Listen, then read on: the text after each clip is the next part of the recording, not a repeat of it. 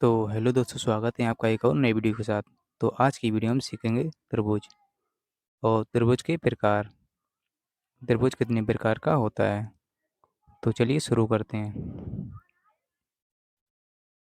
तो इसकी डेफिनेशन क्या होगी? तरबूज की परिभाषा: तीन भुजाओं से घिरी बंद आकृति को त्रिभुज कहते हैं। ये इसकी परिभाषा हो गई। यानी तीन भुजाएं कोई भी होंगी और उन भुजाओं से घिरी बंद आकृति को हम त्रिभुज कहेंगे। जैसे मैं आपको एग्जाम्पल के तौर पर बता देता हूँ। जैसे एक भुजा ये हो गई, एक भुजा ये हो गई, दो भुजा हो गई और तीसरी भुजा ये हो गई। ये हमारा त्रिभुज बन जाता है। तो एक भुजा ये हो गई, ये भी हमारी भुजा है, और एक भुजा ये भी हो गई, और एक भुजा ये हो गई। तीन भुजा हो गई। तो तीन भुजाओं से घिरी बंद आकृति को हम क्या कहेंगे? त्रिभुज कहेंगे। और यहाँ पर भी एक कोण बनेगा, यहाँ पर भी एक कोण बनेगा, यहाँ पर भी एक कोण बनेगा। तो त्रिभुज के अंतःकोणों का योग 180 अंश होता है। जैसे मैं मान लेता हूँ ये है, ये V है और ये C। तो हमेशा हम कोण को ऐसे प्रदर्शित करते हैं: कोण A प्लस कोण B, कोण B प्लस कोण C बराबर 180 अंश होता है। इसका योग जो है, तीनों कोणों का योग जो है 180 अंश होता है। तो ये 180 अंश हो गया। अब इस तो त्रिभुज यानी त्रिभुज हम ऐसे भी इसको परिभाषित कर सकते हैं: त्रि प्लस भुज। यानी त्रि माने होता है तीन, और भुज माने होता है भुजा। तीन भुजा यानी तीन भुजाओं वाला क्या होता है? त्रिभुज। तीन भुजाओं से घिरी बंद आकृति को हम त्रिभुज कहेंगे। तो ये हो गया त्रिभुज के बारे में। अब हम बात करेंगे त्रिभुज के प्रकार। तो त्रिभुज के प्रकार, त्रिभुज जो है, पहले हम लेंगे समबाहु त्रिभुज को। समबाहु त्रिभुज क्या होता है?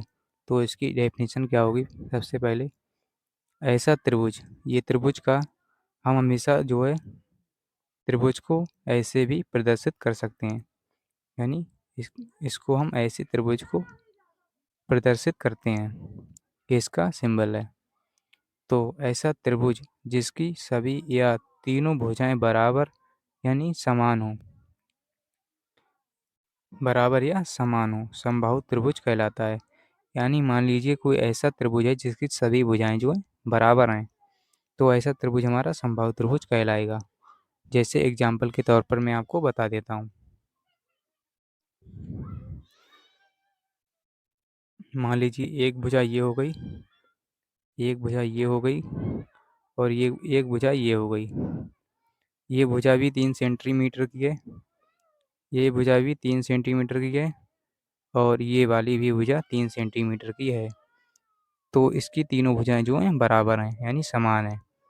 तो ऐसा त्रिभुज हमारा हमेशा समबाहु त्रिभुज कहलाएगा। समबाहु त्रिभुज, ये हो गया हमारा समबाहु त्रिभुज। और अब हम बात करेंगे समद्विबाहु त्रिभुज की। तो समद्विबाहु त्रिभुज की जो डेफिनेशन यानी परिभाषा होगी: ऐसा त्रिभुज जिसकी केवल दो भुजाएं बराबर होती हैं। यानी ऐसा कोई त्रिभुज है जिसकी कोई दो भुजाएं बराबर हों, और उसे समद्विबाहु त्रिभुज कहेंगे या कहलाता है।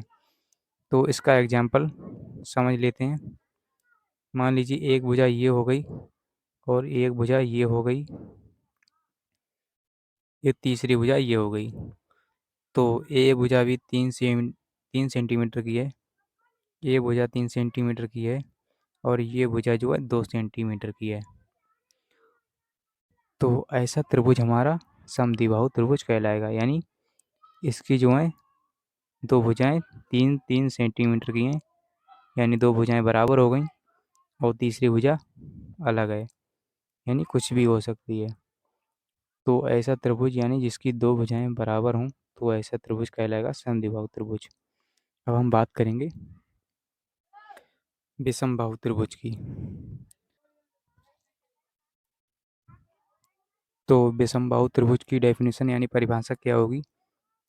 ऐसा त्रिभुज जिसकी तीनों भुजाएं अलग अलग हों या असमान हों, तो वह त्रिभुज विषमबाहु त्रिभुज कहलाएगा। अलग अलग मतलब असमान हो।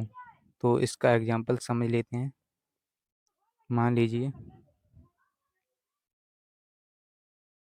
एक भुजा ये हो गई और दूसरी भुजा ये हो गई और तीसरी भुजा ये हो गई।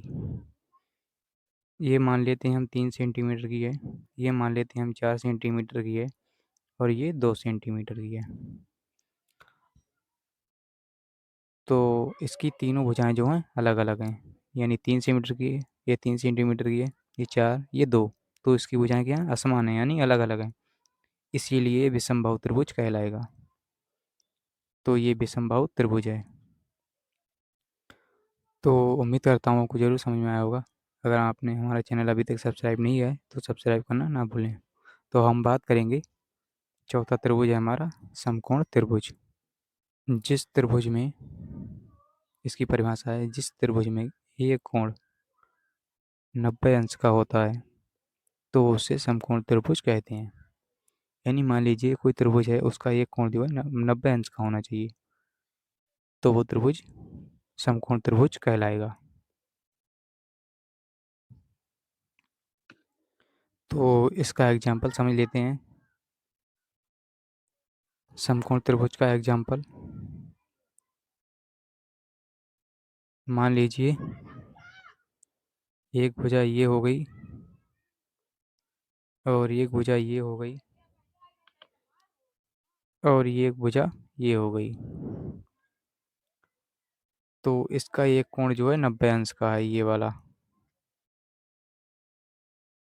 ये तीन भुजा हैं, इसका एक कोण जो है 90 अंश का होना चाहिए, बाकी के कुछ भी हो सकते हैं।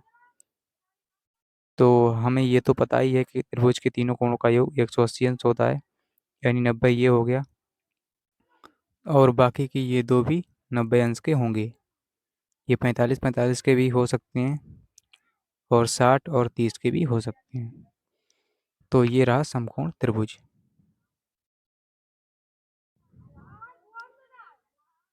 तो उम्मीद करता हूँ आपको ज़रूर समझ में आया होगा। अगर आपने अभी तक हमारा चैनल सब्सक्राइब नहीं किया है तो सब्सक्राइब करना ना भूलें। मिलते हैं अगली वीडियो के साथ, तब तक के लिए इतना ही। जय हिंद।